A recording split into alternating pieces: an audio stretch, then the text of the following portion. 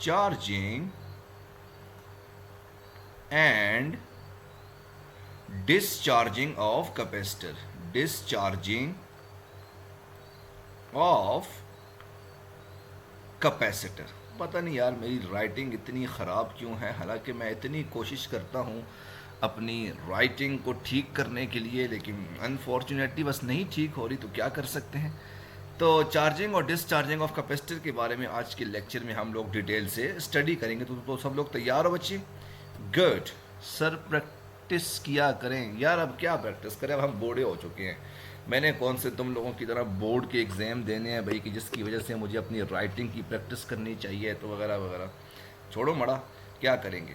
अच्छा जी, तो भाई सबसे पहले आपके पास क्या आ जाएगा? Charging, charging, charging of capacitor, ठीक है। चार्जिंग ऑफ कैपेसिटर, ठीक है। अच्छा जी, अब चार्जिंग ऑफ कैपेसिटर में आपके पास इसकी डायग्राम कैसे होगी? पहले हम लोग इसको, पहले हम इसका पॉइंट नंबर 1 लिखते हैं, जिसको आप डेफिनेशन कहते हो। डेफिनेशन लिखते हैं जी, when the capacitor is connected with a battery, when the capacitor, the capacitor is connected, वालेकुम अस्सलाम मरवा बच्चे, is connected with a battery, with a battery, it will charge the capacitor, it will charge the capacitor, the capacitor. Such process is called, such process, such process is called, is called charging of capacitor, charging of capacitor। जब आप capacitor को battery के साथ connect करते हो तो आपके पास, वालेकुम अस्सलाम जैद बच्चे, जब आप कैपेसिटर को बैटरी के साथ कनेक्ट करते हो तो वो आपके पास चार्ज होना शुरू हो जाता है। इस प्रोसेस को आप लोग क्या कहते हो जी? चार्जिंग ऑफ कैपेसिटर, ठीक है। तो ये मेरे पास इसकी डेफिनेशन आ जाएगी। अच्छा जी, अब पॉइंट नंबर 2 मेरे पास क्या होगा? पॉइंट नंबर 2 मेरे पास होगा इसकी डायग्राम कैसी होगी। तो मैंने पॉइंट नंबर 2 इसकी डायग्राम ड्रॉ कर ली। अब डायग्राम आपके पास क्या होगी कि भाई आप लोगों ने यहाँ पर एक रजिस्टर लिया और इस रजिस्टर के साथ आपने किसी कैपेसिटर को कनेक्ट किया और आपने क्या किया, यहाँ पर किसी बैटरी के साथ वोल्टेज V के साथ आपने इसको कनेक्ट कर लिया।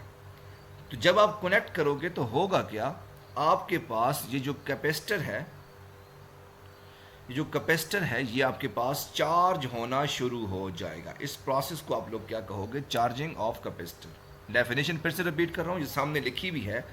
When the capacitor is connected with a battery, it will charge the capacitor. Such process is called charging of capacitor, ठीक है। तो ये मेरे पास इसकी डायग्राम कैपेसिटर की, और साथ में आपके पास एक रेजिस्टर आ जाएगा और आपने इसको किसी बैटरी के साथ कनेक्ट कर लिया, तो भाई ये मेरे पास इस चार्जिंग की डायग्राम आ जाएगी।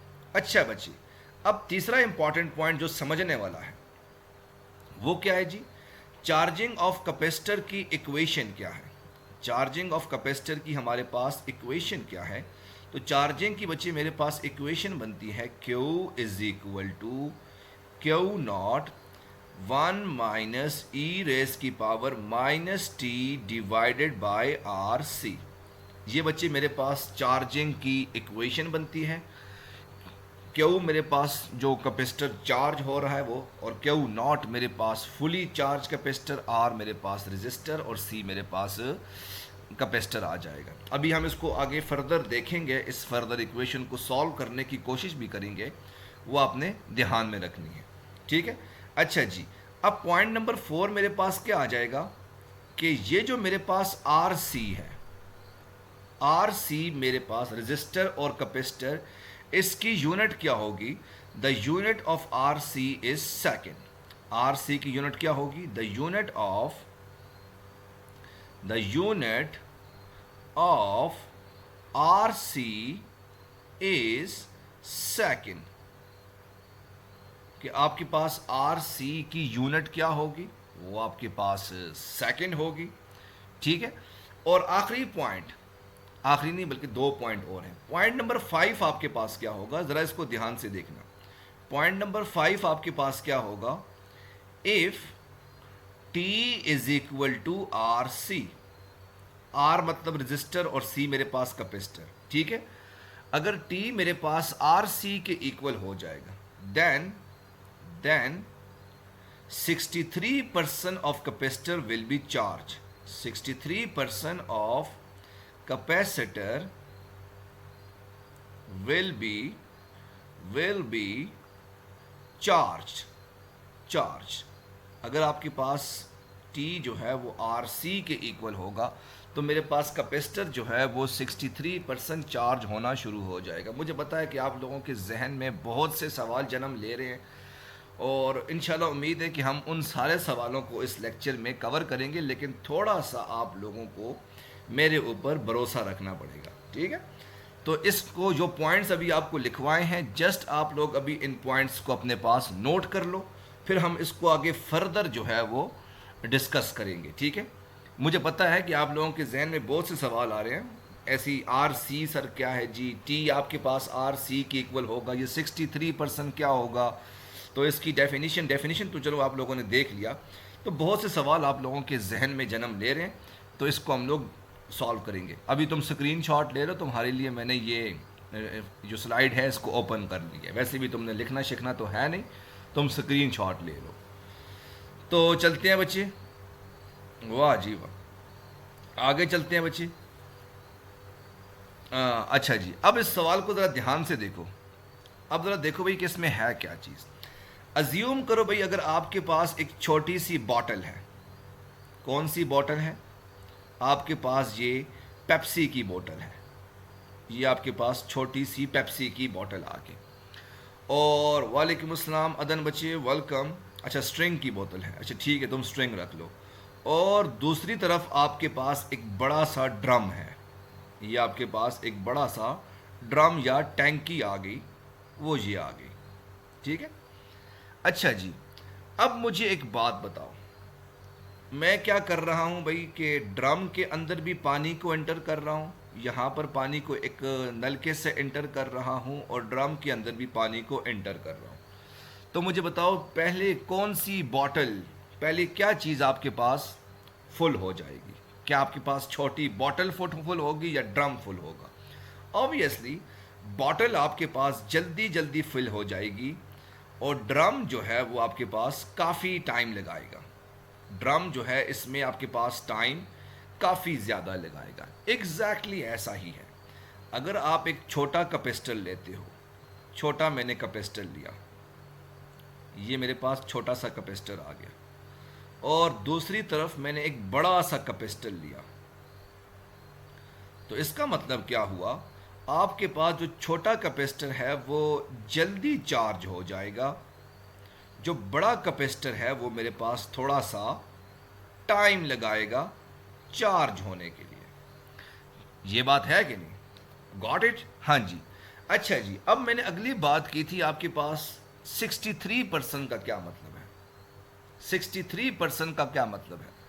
तो इसका मतलब ये है कि अज्यूम करो भाई आपके पास ये छोटी बॉटल थी, ये मेरे पास एक छोटी बॉटल थी, तो मैं अज्यूम करता हूँ भाई कि यहाँ तक आपके पास पूरी बॉटल अगर मेरे पास 100% है तो मिडल तक यहाँ तक मेरे पास बॉटल कितनी हो जाएगी, 63%।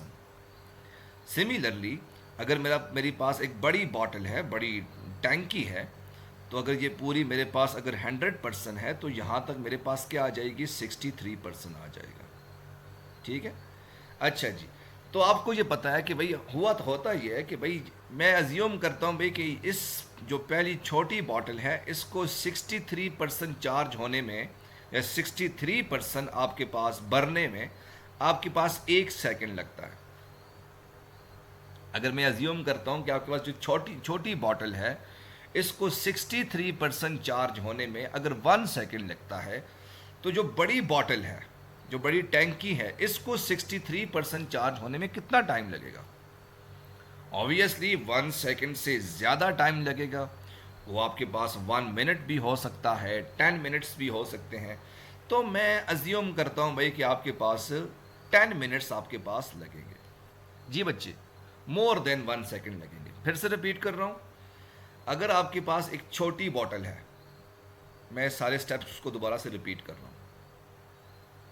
अच्छा, तो तुम्हारे ख्याल में 2 सेकेंड लगेंगे। हाँ, ये अज्यूम करो आपके पास ये पेप्सी की छोटी बॉटल है, ये आपके पास पेप्सी की छोटी बॉटल है, और ये आपके पास एक बड़ी सी टैंकी है जो आपके घरों के अंदर पड़ी हुई है, ठीक है, जिसमें आप लोग पानी को स्टोर करते हो, ये वो आ जाएगी। अब ये पूरी बॉटल जो है वो 100%, जब ये फुल हो जाएगी तो इसको मैं क्या कहूँगा, 100% फुल हो गई। अगर ये आधी होगी तो मैं इसको क्या करूँगा, 50%।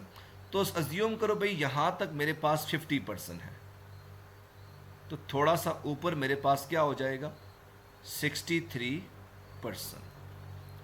सिमिलरली अगर आपके पास ये बड़ी टैंकी है, तो अगर ये बड़ी टैंकी अगर फुल होगी तो उसको मैं क्या कहूँगा, 100%। तो अगर ये आधी होगी तो मैं इसको क्या कहूँगा, 50% कहूँगा।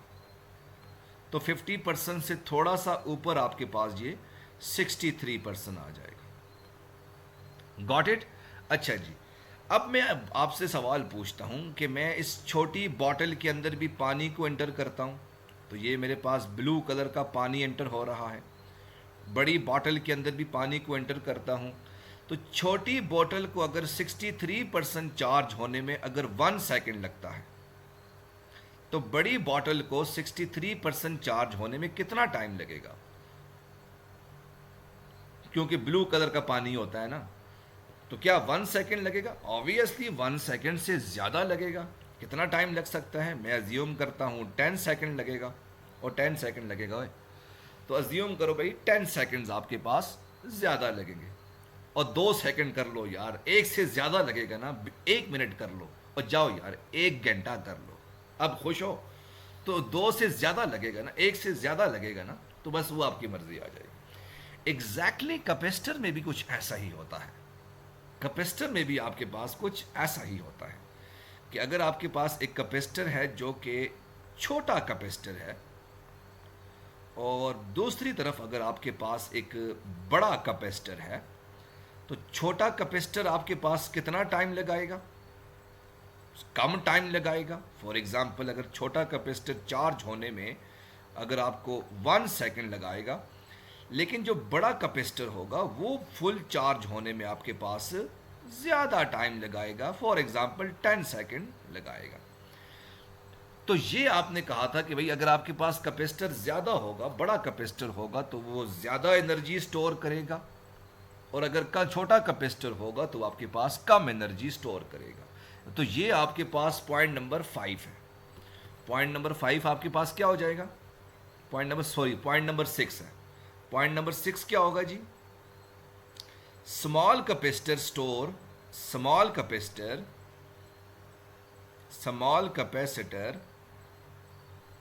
Store small energy while large capacitor store large capacitor store large energy। तो छोटा कैपेसिटर होगा तो वो आपके पास कम एनर्जी स्टोर करेगा, और जो बड़ा कैपेसिटर होगा वो मेरे पास ज़्यादा एनर्जी स्टोर करेगा। तो ये मेरे पास पॉइंट नंबर 6 आ जाएगा। अब हम इसकी डायग्राम को देखते हैं कि अज्यूम करो भाई यहाँ पर मेरे पास आ गया चार्जिंग, और नीचे मेरे पास क्या आ गया, टाइम। यहाँ पर टाइम, ये मेरे पास टाइम आ गया, और ऊपर मेरे पास चार्ज क्यू आ गया, ठीक है। तो यहाँ पर मैं टाइम लेता हूँ फॉर एग्जांपल 1 सेकेंड, दूसरा टाइम में लेता हूँ बच्चे 4 सेकेंड, और तीसरा मैंने टाइम ले लिया फॉर एग्जांपल 9 सेकेंड, ठीक है। ग्राफ को कर रहे हैं। अच्छा जी, और मैं क्या करता हूँ भाई, मेरे पास यहाँ पर इस पॉइंट पर आपके पास 100% चार्जिंग आ गई, तो जाहिर सी बात है इसके मिडल में आपके पास 50% होगा और थोड़ा सा ऊपर आपके पास 63% होगा। ठीक है। अच्छा जी, अब अगर मैं कैपेसिटर छोटा लूंगा, अगर मैं आर सी की वैल्यू छोटी लूंगा, स्मॉल लूंगा, फॉर एग्जाम्पल 1 सेकेंड लूंगा, अगर मैं अज्यूम करता हूं कि आर सी मेरे पास 1 के इक्वल है। अब आर सी 1 का क्या मतलब आ गया, यानी मेरे पास आर की वैल्यू क्या है जी 1, सी की वैल्यू मेरे पास क्या है जी 1, तो आर सी मेरे पास किसकी इक्वल आ जाएगा, 1 सेकेंड आ जाएगा। अगर मैं आर सी की वैल्यू 1 सेकेंड लूंगा तो 1 सेकेंड में ये कितना परसेंट चार्ज करेगा, 63% चार्ज करेगा। तो कुछ ग्राफ आपके पास कुछ इस तरह से बनना शुरू हो जाएगा, 63% आपके पास चार्ज करना शुरू हो जाएगा। अच्छा जी, अब मैं दूसरी बात करता हूं, क्योंकि आर अगर आपने 1 लिया, अज्यूम करो आपने कैपेसिटर छोटा सा कैपेसिटर लिया 1, आर भी आपने छोटा सा लिया 1, तो जाहिर सी बात है आर सी की वैल्यू 1 मल्टीप्लाई बाय 1 आपके पास 1 होगा। तो इसका मतलब क्या हुआ कि 1 सेकेंड में ये 63% कैपेसिटर चार्ज करेगा। और आपके पास ग्राफ कैसे बनेगा। अच्छा, बड़ा अच्छा सवाल पूछा सर, 63 ही क्यों, वो मैं अभी आपको बताता हूँ, 2 मिनट वेट करो। अच्छा जी, अब दूसरा सवाल, 1 मिनट, मुझे पता है तुम्हारा सवाल क्या है। अगर मैं आर की वैल्यू 1 लूँ, आर की वैल्यू अगर मेरे पास 1 हो और सी की वैल्यू मेरे पास 4 हो, तो टाइम मेरे पास क्या बन जाएगा, आर सी मेरे पास क्या बन जाएगा, 4 सेकेंड। इसका मतलब क्या हुआ, अगर आपने बड़ा कैपेसिटर कनेक्ट किया तो 4 सेकेंड में वो 63% चार्ज होगा। तो ये ग्राफ कुछ इस तरह से बनना शुरू हो जाएगा। ठीक है। अच्छा जी, अब अगर मैं आर की वैल्यू 1 लूं, सी की वैल्यू अगर मैं 9 लूं, तो आर सी मेरे पास किसकी इक्वल हो जाएगा, 9 सेकेंड। इसका मतलब क्या हुआ कि भाई ये 9 सेकेंड में 63% चार्ज हो जाएगा। सवाल बिल्कुल वैलिड है कि sir why 63%, why not 50%, why not 80%, why not 90%, 63% charging ही आपने क्यों ली। अब इसको जरा सॉल्व करते हैं। Got it. अच्छा जी, शायद आपको याद हो, अभी आपने 10,000 साल पहले एक इक्वेशन पढ़ी है चार्जिंग ऑफ कैपेसिटर की, और वो आपके पास क्या है जी, Q is equal to Q nought 1 minus e raise की power minus t divided by R C. ये अभी आपने चार्जिंग की इक्वेशन पढ़ी है जो कि कांस्टेंट है। ठीक है, तो ये चार्जिंग की इक्वेशन है। अब मैं अज्यूम करूं, अगर मैं टी की जगह पर आर सी पुट करता हूं, टी की जगह पर अगर मैं आर सी पुट करता हूं, तो मेरे पास इक्वेशन क्या बनेगी। ओ भाई, ये चार्जिंग की इक्वेशन है, ये चार्जिंग, ये मैथमेटिकली, ये आपके पास एक्सपेरिमेंटली इक्वेशन आई हुई है, इसका प्रूफ वगैरह कुछ भी नहीं है। ठीक है।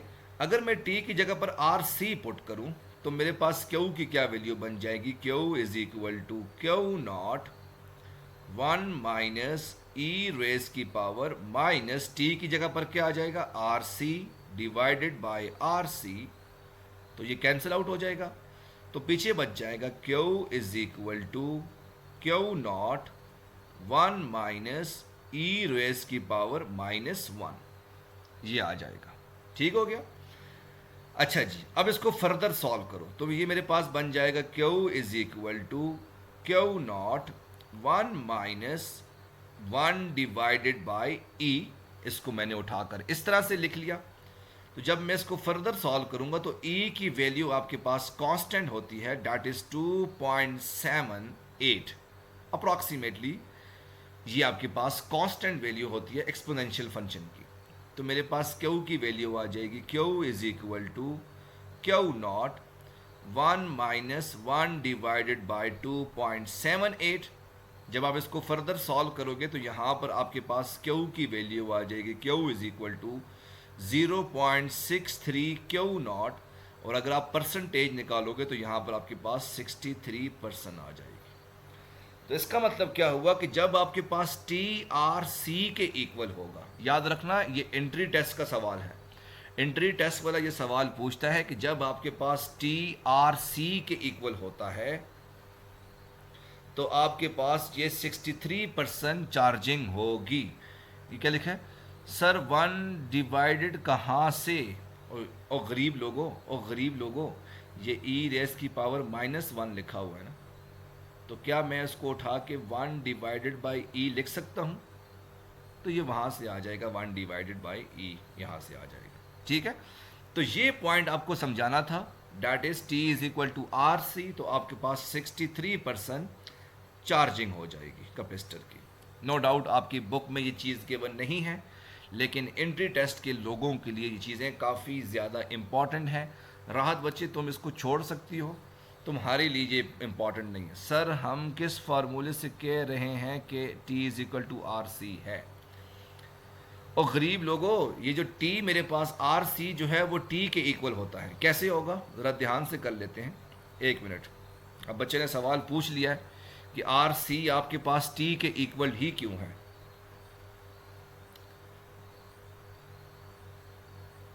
सर मेरा ये प्रूफ करें कि T is equal to R C के इक्वल होता है। करते हैं। तो ये देखो भाई, आर सी की ज़रा डायमेंशन निकालते हैं। ज़रा आर सी की हम लोग डायमेंशन निकालते हैं। तो आर मेरे पास किसके इक्वल होता है कि वी डिवाइडेड बाय आई, और सी मेरे पास किसके इक्वल होता है जी? आपने ये पढ़ा है कि Q is equal to C V, तो वी सी मेरे पास किसके इक्वल आ जाएगा? Q divided by V. तो यहाँ पर सी मेरे पास किसके इक्वल हो जाएगा? Q divided by V. तो ये वी से कैंसिल हो गया, तो ये मेरे पास बन जाएगा क्यू डिवाइडेड बाय आई। अब आई मेरे पास किसके इक्वल होता है? I is equal to Q divided by t. तो वैल्यू उठा के पुट करो, तो Q divided by Q into t. तो जब ये टी ऊपर चला जाएगा तो क्यू से कैंसिल, तो ये मेरे पास टाइम आ जाएगा। इसका मतलब क्या हुआ कि आर सी मेरे पास टी के इक्वल आ जाएगा, टाइम के इक्वल आता है, और इसकी डायमेंशन आपके पास टाइम के इक्वल आ जाएगा। तो ये मेरे पास मैथमेटिकली प्रूव आ जाएगा। तुम लोग बच्चे मेरे को फंसा नहीं सकते हो, ये बात याद रखना। तो अच्छा, साहिल क्या कहता है जी? वुमेन्स तुम लोग बच्चे मेरे को फंसा नहीं सकते हो, क्योंकि भाई ये बड़े टेक्निकल किस्म के ये लोग सवाल पूछते हैं, पूछ के थक जाते हैं, तो उनको जो है वो फंसा नहीं पाते मेरे को। मैं आपको बड़े मज़े की बात बताऊं ना, मैं जब गया ना, आज मैं बात भी कर रहा था कि जब मैं पीस कॉलेज के अंदर डेमो देने के लिए गया ना, जब सिलेक्शन के लिए, तो डेमो शेमो मैंने दिया, तो उसमें मैंने जो है वो एक कूलम्स लॉ के ऊपर बेसिकली दे रहा था। तो कूलम्स लॉ के ऊपर भाई मैंने उसको डेमो दिया, तो ऊपर मैंने लिखा ना कि सम इम्पॉर्टेंट टिप्स फॉर ईटा। उस वक्त ईटा हुआ करता था, एनएमडी कैड नहीं था। तो बच्चे मैंने ईटा की स्पेलिंग लिखी जी, EETA, ये मैंने स्पेलिंग लिखी।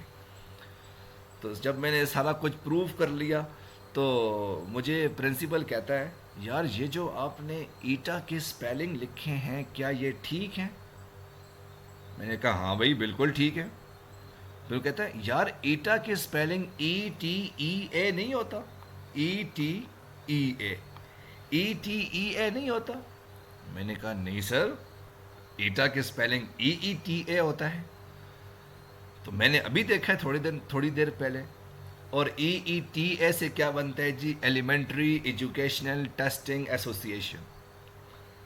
Elementary education testing association. अब ये बन भी नहीं रहा ये बन भी नहीं रहा सारा वो बंदा कंफ्यूज हो गया, कहता है यार मुझे लगता है कि ये ETEA होता है, लेकिन आप इतने कॉन्फिडेंस से कह रहे हो EETA होता है, शायद भाई EETA होता होगा। मैंने कहा हाँ। फिर उसने आगे 3-4 लोग बैठे हुए थे, यकीन मानेंगे 3-4 लोग बैठे थे डेमो देने के लिए। उसने दूसरे से पूछा, यार ईटा के क्या स्पेलिंग होते हैं? वो भी कंफ्यूज हो गया, यार EETA होता है कि ETEA होता है वहाँ। यकीन मानेंगे 4 लोग ऐसे कंफ्यूज हुए। तो कंफ्यूज होने के बाद उनको समझ ही नहीं आई कि हुआ क्या। आखिर में मुझे प्रिंसिपल कहता है, अच्छा यार एक काम करते हैं, ये आप भी इसके स्पेलिंग कंफर्म करना और मैं भी इसके स्पेलिंग कंफर्म करूँगा। मैंने कहा सर ठीक है, आप कंफर्म करें, मुझे कंफर्म करने की ज़रूरत नहीं है। अच्छा जी। तो जब बाहर आके मैंने देखा तो भाई मैंने गलत स्पेलिंग लिखे हुए थे। लेकिन इतने कॉन्फिडेंस से मैंने कहा कि बंदा जो है वो हैरान परेशान हो गया कि यार ये हुआ क्या है और हुआ क्या नहीं हुआ। इतना वो परेशान हुआ कि उसने कहा भाई कि आ जाओ, तुम्हारी सिलेक्शन होगी। तो वो कहते हैं ना कि भाई झूठ बोलो, डंके की चोट पे बोलो, हाँ, और मुंह के ऊपर बोलो, ताकि भाई आप लोग जो है सर। हाँ, नहीं नहीं, ऐसी ही बात है कि भाई देखो, वो कहते हैं उस्ताद उस्ताद होता है, उस्ताद उस्ताद होता है भाई, कि भाई आपने अगले बंदे को ऐसे फंसाना है कि उसको अपने नॉलेज के ऊपर कंफ्यूजन हो जाए। हाँ। अब ये बच्ची सवाल पूछी, सर जी आर सी टी के इक्वल क्यों होता है? मैंने कहा अच्छा, टी के इक्वल, अगर अगर अज्यूम करो मुझे अगर ना पता होता तो मैं इसको ऐसे घुमा फिरा के बिताता ना, तो ये कहती ओए ओए ओए ओए सर, समझ आ गई है। तो भाई उस्ताद उस्ताद होता है, उससे पंगे मत लिया करो। ठीक हो गया ना? अच्छा जी सर, इक्वेशन का प्रूफ चाहिए। इक्वेशन का प्रूफ बच्चे अभी तक प्रूव हुआ नहीं है। अगर आप इसकी इक्वेशन का, ओ गरीब लोगों, ओ गरीब लोगों, इस इक्वेशन का प्रूफ क्या है ज़रा ध्यान से देखो। ये अगर आपके पास एक कैपेसिटर है, ये दूसरा आपके पास कैपेसिटर है, आपने इसको चार्जिंग के बारे में समझना शुरू किया। सर ई नेगेटिव क्यों होता है? जब आपने इसको चार्जिंग के बारे में समझना शुरू किया तो आपने ये देखा कि आपके पास चार्जेस किस तरह से इसमें प्रूव हो रहे हैं, किस तरह से आपके पास इस बॉडी के अंदर आ रहे हैं। अज्यूम करो भाई, अगर आपने पहली बात की कि मैं अज्यूम करता हूँ भाई कि पहले सेकंड में आपके पास 10 चार्ज आ गए, पहले सेकंड में आपके पास 1 सेकंड में आपके पास 10 चार्ज आ जाएंगे, अगले सेकंड में आपके पास 4 आएंगे,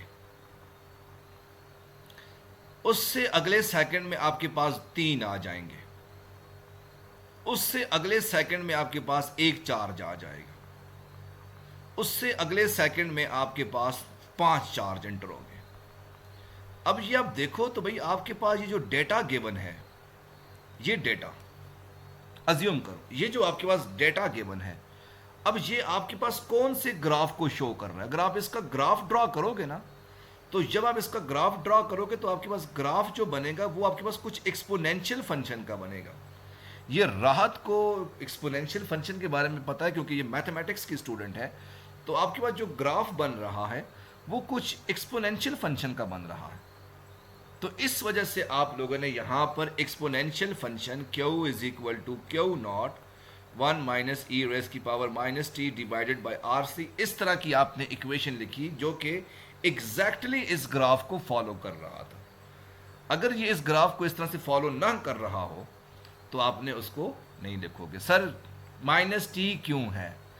ये उसकी मर्जी है, तुम्हें अगर शक है तो तुम प्लस टी लिख लो। हाँ जी। अब हम पढ़ते हैं बच्चे चार्जिंग ऑफ कैपेसिटर्स। बड़ा अच्छा सवाल पूछा है, सर यहाँ चार्ज 100% हो सकता है जी। तो बच्ची ये बुक में आप लोग जब पढ़ोगे, ये भी मैं सुनो, ये बड़ी इंपॉर्टेंट बात बच्ची ने पूछी है, क्या हमारे पास चार्ज जो है वो 100% हो सकता है? तो बुक में लिखा हुआ नहीं हो सकता। आप NMD CAT की बुक में पढ़ोगे, वहाँ पर भी लिखा हुआ नहीं हो सकता, लेकिन हो सकता है। कैसे हो सकता है ज़रा ध्यान से देखते हैं।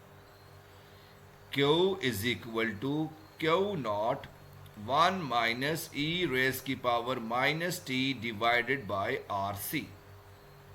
अगर मैं t की जगह पर इनफाइनाइट पुट करूं, अगर मैं t की जगह पर इनफाइनाइट पुट करूं तो मेरे पास क्या बन जाएगा? Q is equal to Q not 1 minus e raise की पावर माइनस इन्फिनिटी। तो e रेस की पावर माइनस इन्फिनिटी मेरे पास 0 के इक्वल हो गया, तो Q is equal to Q not 1 minus 0, तो that is Q is equal to Q nought आ जाएगा। तो ये मेरे पास इक्वेशन क्या बता रही है कि आपके पास चार्जिंग 100% हो सकती है। यहाँ पर डेमो में भाई, यहाँ पर ये वाली बात भी लग गई। जब मैं इसको डेमो वगैरह दे रहा था इसी कॉलेज के अंदर ही, तो उसने मुझसे पूछा क्या आपके पास चार्ज 100% हो सकता है जी? तो मैंने कहा भाई हो सकता है। कहता है भाई चार्ज तो 100% हो ही नहीं सकता कैपेसिटर के ऊपर। मैंने कहा भाई बिल्कुल हो सकता है जी। कहता है पॉसिबल नहीं है। तो मैंने जब इसको ये वाली इक्वेशन प्रूव करवाई तो उस बंदे ने ऐसे सर के ऊपर हाथ फेरा और कहता है, यार तुमने तो बिल्कुल ठीक सॉल्व किया और तुमने मैथमेटिकली प्रूव भी कर दिया है। यार बुक में लिखा हुआ है कि 100% चार्ज नहीं हो सकता। मैंने कहा यार बुक में लिखा हुआ है वो गलत लिखा हुआ है, थोड़ा सा हाई लेवल पे जाओ, इंडियन ऑथर्स की बुक पढ़ो तो आपको समझ आ जाएगा। हाँ जी, सच है, बिल्कुल सच है, बिल्कुल सच है। तो बच्चे ये आपके पास आ जाएगा चार्जिंग। अब हम डिस्चार्जिंग की बात करते हैं। अब हम डिस्चार्जिंग ऑफ कैपेसिटर की बात करते हैं। दूसरा आपके पास क्या आ गया? Discharging of capacitor. अब डिस्चार्जिंग ऑफ कैपेसिटर की डेफिनेशन क्या आ जाएगी? When the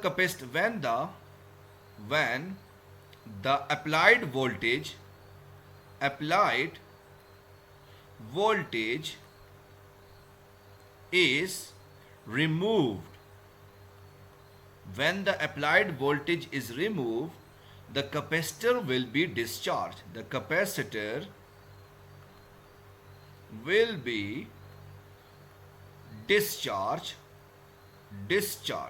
Such process is called discharge of capacitor. ठीक है, जब आप अप्लाइड वोल्टेज को रिमूव कर लोगे तो कैपेसिटर आपके पास डिस्चार्ज हो जाएगा। इस प्रोसेस को आप लोग क्या कहोगे? Discharging of capacitor. अब इसकी डायग्राम कैसी होगी? आपके पास ये रेजिस्टर आ गया और ये आपके पास कैपेसिटर आ गया और आपने क्या किया? बैटरी को रिमूव कर लिया। तो इस प्रोसेस को आप लोग क्या कहोगे? Discharging of capacitor. ठीक है, अब पॉइंट नंबर 3 मेरे पास क्या होगा कि डिस्चार्जिंग की इक्वेशन क्या होगी? तो डिस्चार्जिंग की इक्वेशन होगी Q is equal to Q nought e raise की power minus t divided by RC। तो ये मेरे पास डिस्चार्जिंग ऑफ कैपेसिटर की इक्वेशन आ जाएगी। और पॉइंट नंबर 4 मेरे पास क्या होगा? If T is equal to RC तो कितने परसेंट डिस्चार्जिंग होगा? 36%, 37% आपके पास डिस्चार्जिंग होगी। डिस्चार्जिंग, क्योंकि 63% अगर आपके पास चार्जिंग थी तो 37% आपके पास डिस्चार्जिंग आ जाएगी। और पॉइंट नंबर 5 आपके पास क्या आ जाएगा? जो छोटा कैपेसिटर होगा वो जल्दी डिस्चार्ज होगा और बड़ा कैपेसिटर आपके पास स्लोली डिस्चार्ज होगा। Small capacitor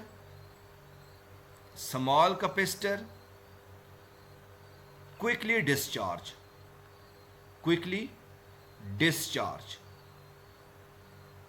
large capacitor more time taken. जो बड़ा कैपेसिटर होगा वो ज्यादा टाइम लेगा और छोटा कैपेसिटर आपके पास कम टाइम लेगा चार्जिंग और डिस्चार्जिंग का। अब आखिरी चीज आपके पास आ जाएगी डायग्राम, और इसकी डायग्राम कैसे बनेगी? एग्जैक्टली वही बनी। अब यहां पर 36% है तो बच्चे एक तरफ मेरे पास आ जाएगा, यहां पर भाई मेरे पास Q 100% था, यहां पर मेरे पास 50% है तो 36% आपके पास इधर आ जाएगा। इसको मैंने टाइम ले लिया 1 सेकेंड, 4 सेकेंड, 9 सेकेंड। तो हुआ क्या? जब आपके पास RC 1 सेकेंड होगा तो भाई मेरे पास पहला ग्राफ जो है वो कुछ इस तरह से बनना शुरू हो जाएगा। और दूसरा ग्राफ आपके पास 4 सेकेंड का है तो आपके पास ये ग्राफ आपके पास कुछ इस तरह से बनना शुरू हो जाएगा। और तीसरा ग्राफ आपके पास कुछ ये बनना शुरू हो जाएगा। ये किसके लिए? For large capacitor. और ये किसके लिए आ जाएगा? For small capacitor. आपका टॉपिक और चैप्टर क्लियर हो गया। मुबारक हो सबको।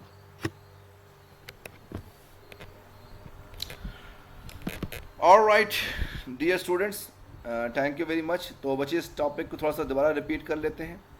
अगर आपके पास छोटा कैपेसिटर होगा तो 1 सेकेंड में वो 36% डिस्चार्ज हो जाएगा। तो पहला ग्राफ आपके पास कुछ इस तरह से आ जाएगा। वालेकुम अस्सलाम बच्चे, आज तो काफ़ी लेट आ चुके हो। तो दूसरी आपके पास ये आ जाएगा और तीसरा आपके पास ये आ जाएगा।